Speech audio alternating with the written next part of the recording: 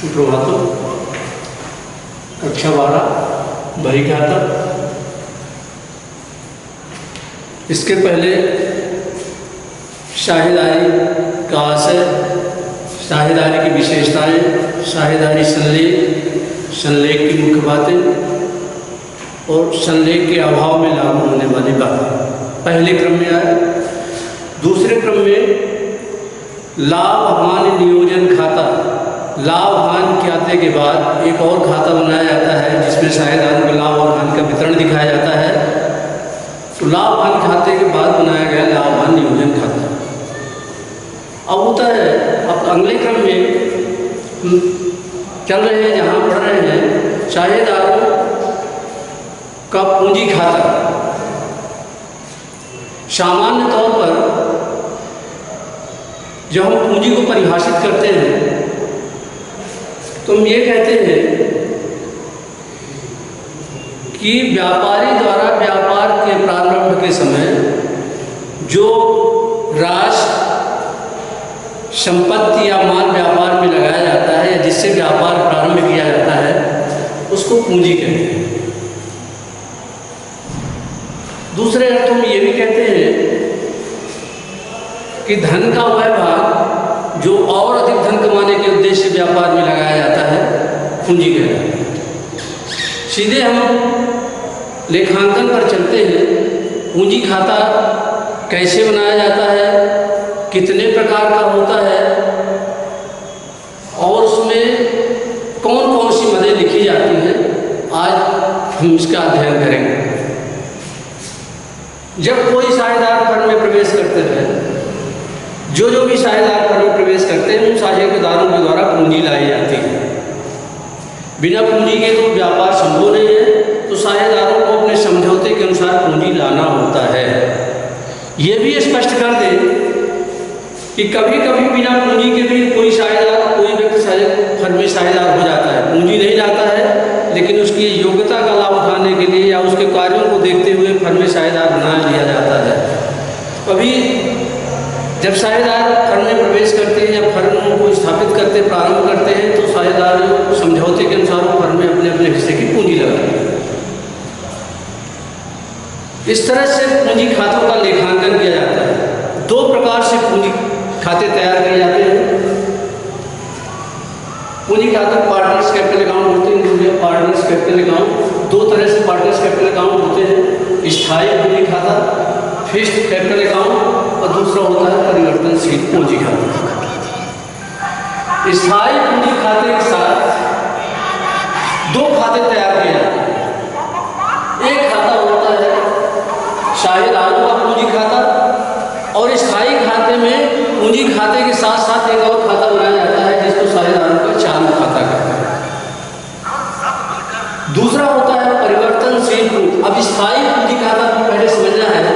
स्थायी पूंजी जैसा कि इसका नाम है, ऐसे पूंजी खाते में उसका शेष प्रारंभ और अंत का समान होता है, यानी पूंजी परिवर्तित नहीं होती, स्थायी रहती है। इसलिए इसका नाम क्या पड़ गया? जो प्रारंभिक शेष रहता है, यदि कोई ऐसी बात है तो अंत में भी वही शेष रहता है, यानी इसकी पूंजी क्या होती है? बदलती नहीं है, स्थायी रहती है। इसलिए इसका नाम क्या हो गया? स्थायी पूंजी खाता। इसके साथ एक और खाता तैयार किया जाता है। पूंजी खाते के साथ एक और खाता तैयार किया जाता है जिसको चालू खाता कहते हैं। पूंजी के अतिरिक्त, प्रारंभिक पूंजी के अतिरिक्त साझेदारों का ब्याज, वेतन, कमीशन, आहरण पर ब्याज, पूंजी पर ब्याज, लाभ हानि आदि का उल्लेख किया जाता है, जिसमें ऐसे खाते को क्या कहते हैं? साझेदारों का चालू खाता। ध्यान रहे, स्थायी पूंजी खाते के साथ चालू खाता बनाना आवश्यक होता है।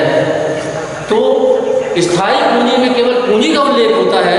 जब उसके साथ चालू खाता बनाया जाता है तो पूंजी के अतिरिक्त जो भी सामान्य संचालन से संबंधित आय व्यय होते हैं, जैसे पूंजी पर ब्याज, आहरण पर ब्याज, वेतन, कमीशन, इसके बाद जो भी लाभ हानि नियोजन खाता से जो लाभ या हानि आया उसका लेखा किया जाता है और अंत में शेष निकाला जाता है। तो इस तरह से स्थायी पूंजी खाते में दो खाते बने, पूंजी खाता और साझेदारों का चालू खाता। इसके बाद आता है परिवर्तनशील पूंजी खाता। परिवर्तनशील पूंजी खाता जैसा कि इसका नाम है, इसका शेष बदलता रहता है। कोई निश्चित नहीं रहता। इसमें ब्याज, लाभ, हानि, कमीशन, वेतन आदि का उल्लेख होता है, तो इसका शेष पहले की अपेक्षा ज़्यादा हो जाता है या कम हो जाता है। कभी डेबिट शेष होता है, कभी क्रेडिट शेष, कभी डेबिट शेष भी हो सकता है या क्रेडिट शेष, कुछ भी, डेबिट या क्रेडिट कोई भी शेष इसका हो सकता है। इसलिए इसका नाम क्या पड़ गया? परिवर्तनशील पूंजी खाता। परिवर्तनशील पूंजी खाते की दशा में चालू खाता बनाने की आवश्यकता नहीं होती। यदि हम ये कहें कि स्थायी पूंजी खाते से जब हम पूंजी खाता तैयार करते हैं तो दोनों खातों को एक जोड़ दिया जाए, एक साथ लिखी जाए, दोनों खाते की मदद यदि एक साथ लिख दी जाए तो परिवर्तनशील पूंजी खाते में बदल जाता है। स्थायी पूंजी खाते में जैसे पूंजी खाता और चालू खाता, दो खाते तैयार किए जाते हैं। इसमें केवल एक खाता बनता है, दोनों की मदों को एक साथ लिख दिया जाए तो कौन सा खाता हो जाएगा?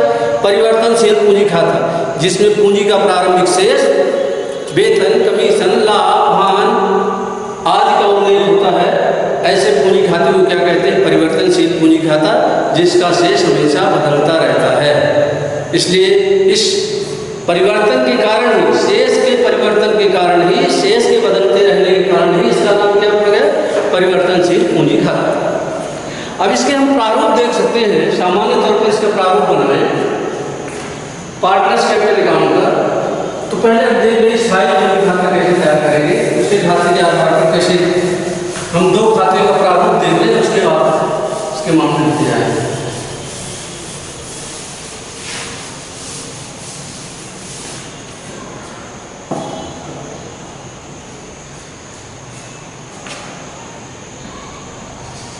स्थायी पूंजी खाता बना है, fixed capital account.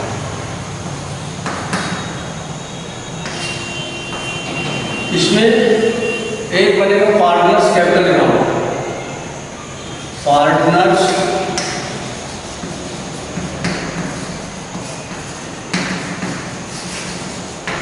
Capital account. ये प्रारूप संक्षेप में देख लेना। एक डेबिट पक्ष होता है, क्रेडिट पक्ष होता है। तो इसमें एक पर्टिकुलर कॉलम है और एक अमाउंट का कॉलम है। अमाउंट को हम उतने भागों में बांटे, मान लीजिए कि किसी हर में 30 आया है, तो अमाउंट के हम 3 कॉलम बांट सकते हैं, ए,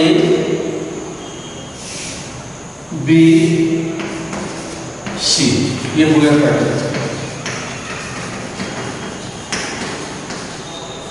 इसी तरह मेथड पर्टिकुलर्स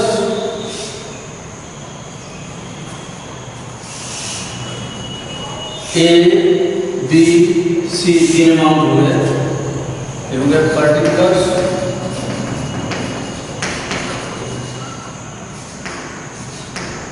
अमाउंट, ए, बी, सी।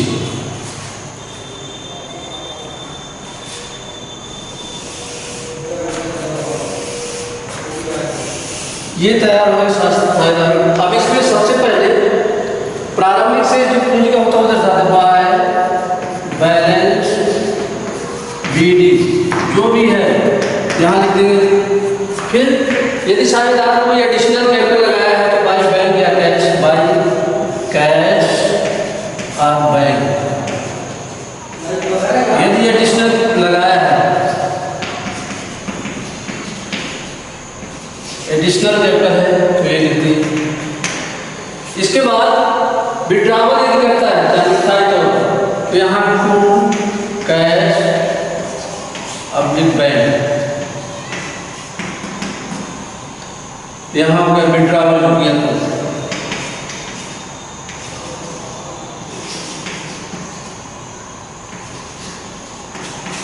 विड्रॉवल। इसके बाद इसी को हम यहाँ लिख देंगे टू बैलेंस शीट।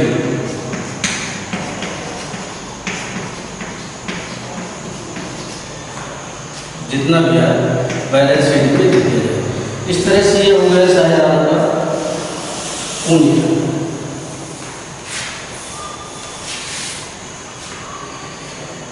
इस खाते के साथ स्थायी पूंजी खाते की जो प्रारंभिक शेष होगा वही अंतिम शेष होगा, इसका शेष बदलता नहीं रहेगा, इसलिए इसका नाम क्या पड़ गया, स्थायी पूंजी खाता। ठीक है, अब इसके साथ क्या बनता है, स्थायी पूंजी खाते के साथ साझेदारों का चालू खाता बनते, साझेदारों को चालू खाते तैयार करेंगे, पार्टनर्स करेंट अकाउंट बनाते हैं।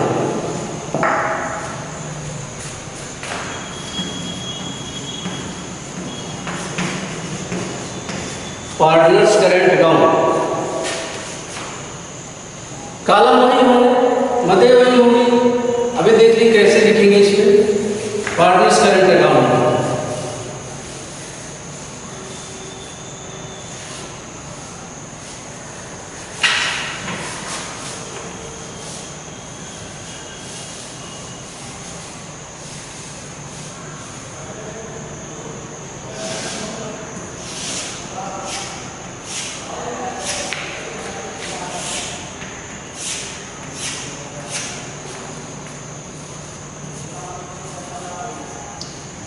पार्टनर्स करंट अकाउंट में अभी ये बताया कि पूंजी के अतिरिक्त जो चीजें दी रहती हैं उनको देख लीजिए,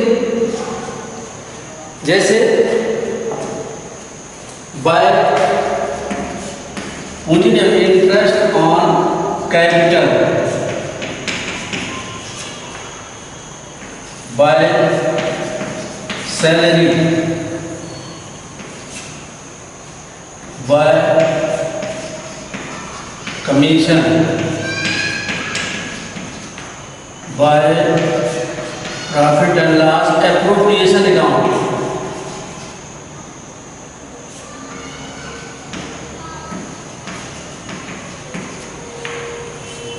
बाय बैलेंस शीट। ये प्रॉफिट होगा तो क्या होगा, प्रॉफिट इसको ट्रांसफर करेंगे, जो profit and loss appropriation account में जो प्रॉफिट होगा उसको यहाँ लिख दिया जाएगा। तो इसके बाद आएगा by balance sheet.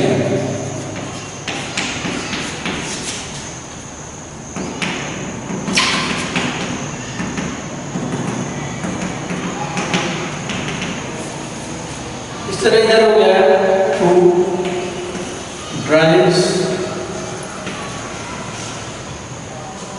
Interest on drawings,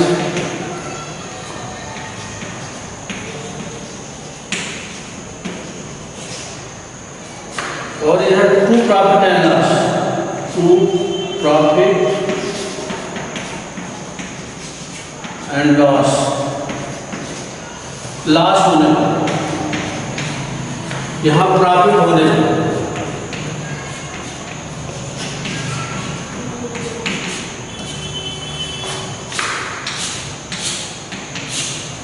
इसके बाद शेष निकालें, टू बैलेंस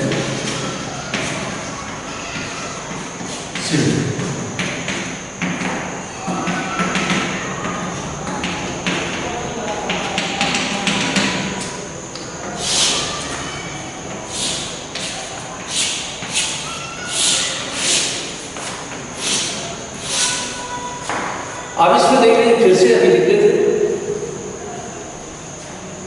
स्थायी पूंजी खाते के आधार पर जब पूंजी खाते तैयार किए जाते हैं तो दो खाते बनते हैं, एक हो गया स्थायी पूंजी खाता, दूसरा भी इससे पहले स्थायी पूंजी खाता बनाया जिसमें पूंजी स्थायी थी, बदलती नहीं, जो हमेशा उसका क्रेडिट शेष होता है, जो प्रारंभिक शेष होता है वही अंतिम शेष होता है।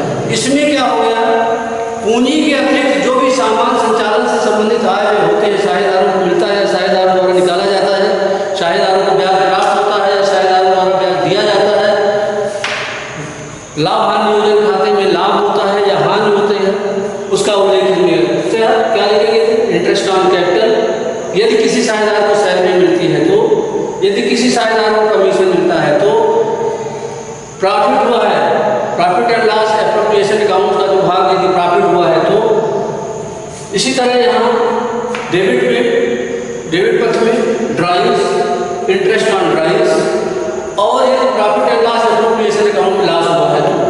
अब आप इसमें देखिए कि दोनों तरफ बैलेंस शीट लिखा है, दोनों तरफ बैलेंस शीट लिखा है, तो दोनों तरफ बैलेंस शीट नहीं लिखा जाएगा। बैलेंस शीट आप पिछले कक्षा पढ़े, शीट मतलब होता है कैरी डाउन, कमी को पूरा करने के लिए, जिधर का अमाउंट कम होता है उधर बैलेंस शीट लिखा जाता है। यदि क्रेडिट पक्ष का योग अधिक है, डेबिट पक्ष का योग कम है, तो जितना शेष आएगा उसका सी डी। और यदि डेबिट पक्ष का योग अधिक है, क्रेडिट पक्ष का योग कम है, तो लिख देंगे बाय बैलेंस शीट। इस तरह से करंट अकाउंट में क्या लिखा गया, साझेदारों के पूंजी पर ब्याज, वेतन, कमीशन, लाभ हानि खाते का लाभ या लाभ हानि नियोजन खाते से जो लाभ आया है वो नाम पक्ष में लिखा गया, आहरण पर ब्याज, और लाभ प्रॉफिट एंड लॉस एप्रोप्रिएशन से जो लॉस हुआ है वो लिखा जाएगा। इसके बाद शेष निकाला जाएगा। तो क्या समझ में आया, स्थायी पूंजी खाते के आधार पर जब पूंजी खाते तैयार किए जाते हैं तो उसमें दो खाते तैयार होते हैं, एक होता है पूंजी खाता और दूसरा साझेदारों के चालू खाता। अब इसी में यदि हम परिवर्तनशील के आधार पर पूंजी खाते तैयार करने हैं तो इसको भी देख लीजिए थोड़ा सा। अभी हमने ये बताया कि यदि स्थायी पूंजी खाते के दो खाते तैयार किए जाते हैं, उनको यदि एक साथ जोड़ दें तो परिवर्तनशील पूंजी खाता बन जाता है।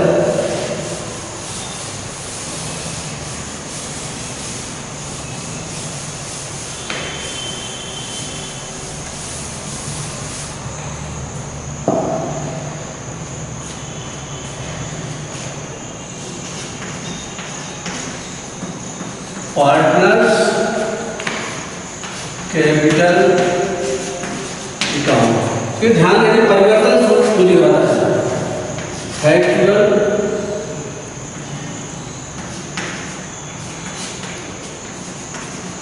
Activity capital account. इसका प्रारूप देखते हैं, वही प्रारूप है।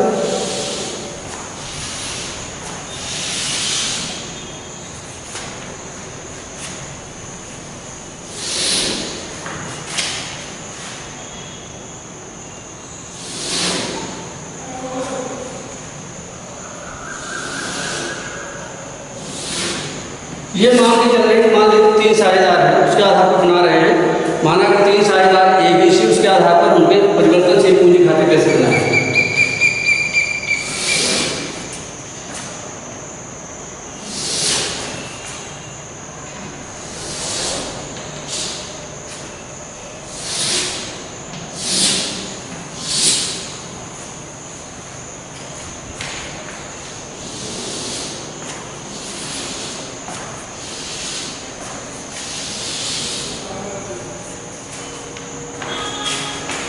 particular amount, particular amount, particular amount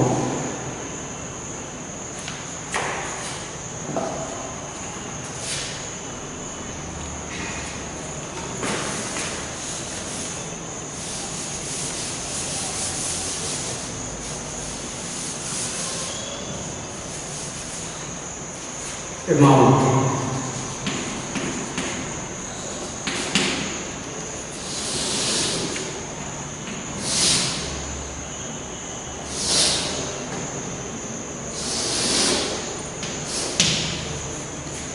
A B C A B C ये कारण है।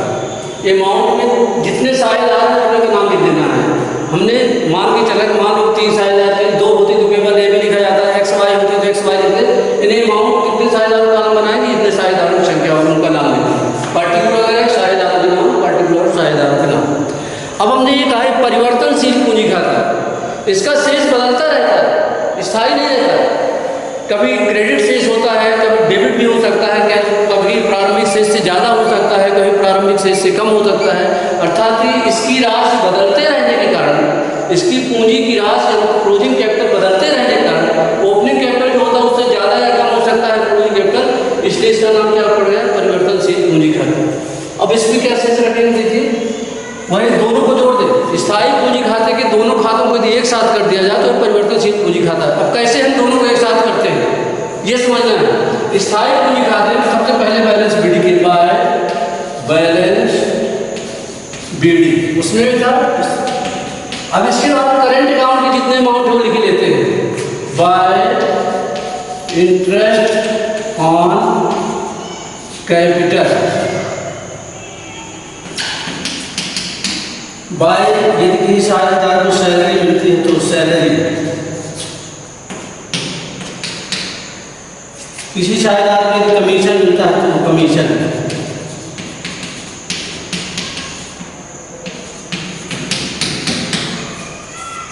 लाभ हानि योजना खाते से यदि लाभ आता है तो बाय प्रॉफिट एंड लॉस,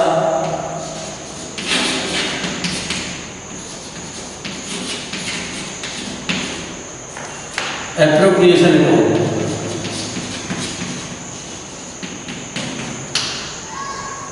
यहां लिख दे प्रॉफिट।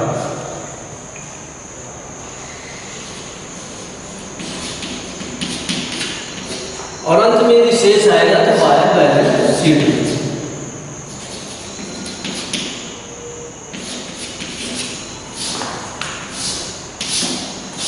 क्या समझ में आया? हमने ये कहा कि स्थायी पूंजी खाते के जो दो खाते बनते हैं, पूंजी खाता और चालू खाता, यदि उनको तो एक साथ मिला दिया जाए तो परिवर्तनशील पूंजी खाता बन जाता है। क्या मिला दिया? पहले वाले बैलेंस, ओपनिंग बैलेंस कहाँ से लाया? स्थायी पूंजी खाते से। अब इसके बाद करेंट अकाउंट में जितनी चीजें लिखी जाती सब लिख दिए। यदि है तो interest on capital, salary, commission, इसके बाद प्रॉफिट एंड लॉस, एप्रोप्रिएशन के प्रॉफिट आया है तो, और इसके बाद शेष निकाल। इसी तरह इधर देखिए, ड्राइंग्स, इंटरेस्ट ऑन ड्राइंग्स,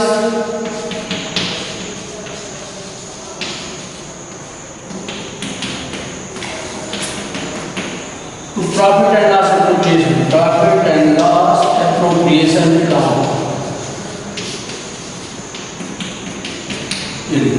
और इसके बाद बैलेंस शीट।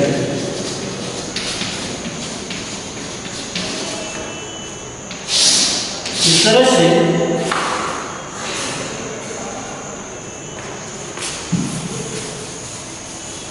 परिवर्तनशील पूंजी खाते में देखने को मिला कि स्थायी पूंजी खाते के जो दो खाते बनते हैं उनको एक साथ जोड़ के बना दिया जाए तो खाता क्या बन जाता है? परिवर्तनशील पूंजी खाता। तो परिवर्तनशील पूंजी खाते में पूंजी बदलती रहती है। अब यदि हम स्थायी पूंजी खाते में और परिवर्तनशील पूंजी खाते में थोड़ा अंतर जानना है, थोड़ा सा जानना है, अंतर के आधार पर, अंतर के आधार पर आपको उसको समझना है। स्थायी पूंजी खाते और परिवर्तनशील पूंजी खाते में क्या अंतर होता है, कैसे मिले? आपको कभी सवाल लगाए, प्रारूप बनाए, इसके आधार पर अपने से अंतर समझना है कि क्या अंतर है।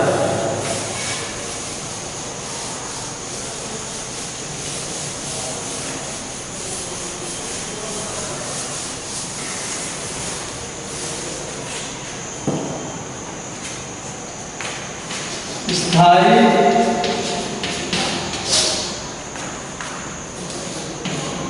पूंजी खाता और परिवर्तनशील पूंजी खाते में अंतर।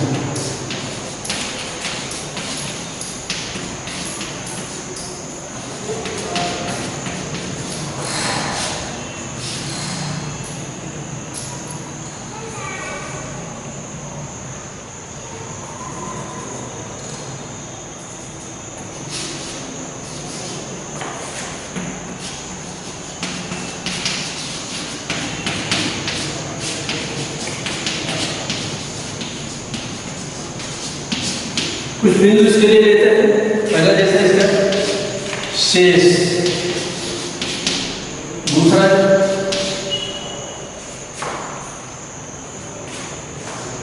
लेखा की मदद, स्थिरता,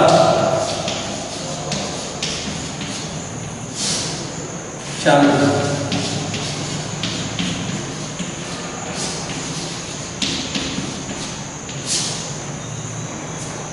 स्थायी पूंजी खाते और परिवर्तनशील पूंजी खाते में अंतर के आधार पर आप समझ सकते हैं जितना समझाया गया है। शेष, स्थायी पूंजी खाते का शेष हमेशा क्रेडिट होता है, हमेशा जमा शेष होता है, कभी भी डेबिट शेष नहीं हो सकता, ये पहचान। तो स्थायी पूंजी खाते का शेष कैसे होता है? क्रेडिट शेष होता है, जबकि परिवर्तनशील पूंजी खाते का शेष कभी कभी डेबिट भी हो सकता है, या हम ये कह सकते हैं कि परिवर्तनशील पूंजी खाते का शेष क्रेडिट या डेबिट कुछ भी हो सकता है। क्या अंतर है? स्थायी पूंजी खाते का शेष क्रेडिट होता है और परिवर्तनशील पूंजी खाते का शेष क्रेडिट या डेबिट कुछ भी हो सकता है, पहला अंतर है। दूसरा है लेखा की मदद। स्थायी पूंजी खाते में केवल प्रारंभिक शेष दर्शाया जाता है। स्थायी पूंजी खाते में क्या दिखाया जाता है? केवल प्रारंभिक पूंजी का लेखा किया जाता है, जबकि परिवर्तनशील पूंजी खाते में पूंजी के अतिरिक्त पूंजी पर ब्याज, वेतन, कमीशन, आहरण पर ब्याज, लाभ हानि नियोजन खाते से होने वाले लाभ हानि आदि का उल्लेख किया जाता है। तो स्थायी पूंजी खाते में केवल पूंजी का लेखा किया जाता है, जबकि परिवर्तनशील पूंजी खाते में प्रारंभिक पूंजी के अतिरिक्त पूंजी पर ब्याज, वेतन, कमीशन, लाभ हानि नियोजन से खाते से होने वाला लाभ आदि का लेखा किया जाता है। इसी तरह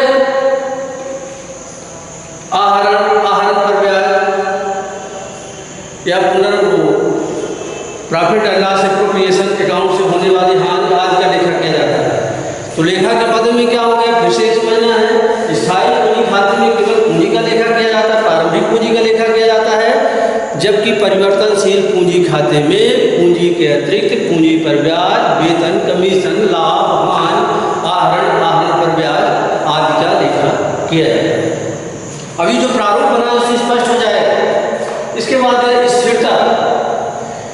स्थायी पूंजी खाते का शेष हमेशा क्या होता है? स्थिर होता है। जो प्रारंभ में होता है प्राय अंत में भी वही होता है। क्या होता है?